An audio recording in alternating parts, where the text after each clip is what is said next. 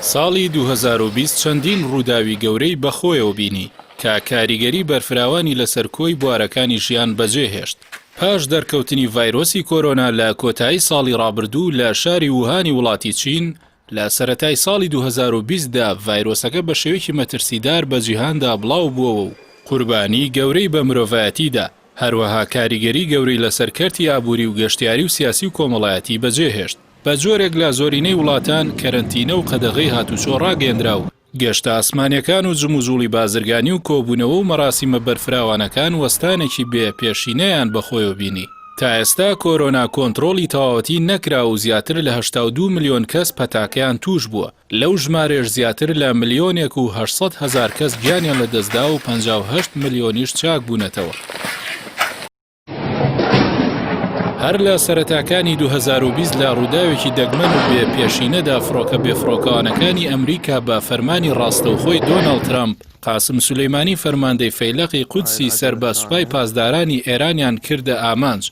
ڕووداوەکە لە کاتژمێر 1 بەرەبەیانی 3 کانونی دووەم لە نزیک فڕۆکەخانەی نێودەوڵەتی بەغدا و لە پاش هاتنی سولەیمانی لە لوبنانەوە بۆ عێراق ڕوویدا. تێیدا ئەبوو مەهدی موهەندیس جێگری فەرماندەی گشتی حەشتی شەعبی و 10 کەسی دیکەش لە شۆفێر و پاسەوانەکانیان کوژران. ئۆپەراسیۆنەکەی ئەمریکا کاردانەوەی بەفراوانی بە دوای خۆیدا هێنا و دۆخی ڕۆژهەڵاتی ناوەڕاستی تا ئەو پەڕی مەترسی بەرز کردەوە. لە 8 کانونی دووەمی 2020 سوپای پاسدارانی ئێران لە تۆڵەی کوشتنی قاسم سولەیمانی موشکبارانی بنکەی هێزەکانی ئەمریکای لە عێراق کرد کە چەند موشەکێکیان لە ناو خاکی هەرێمی کوردستان کەوتنە خوارەوە.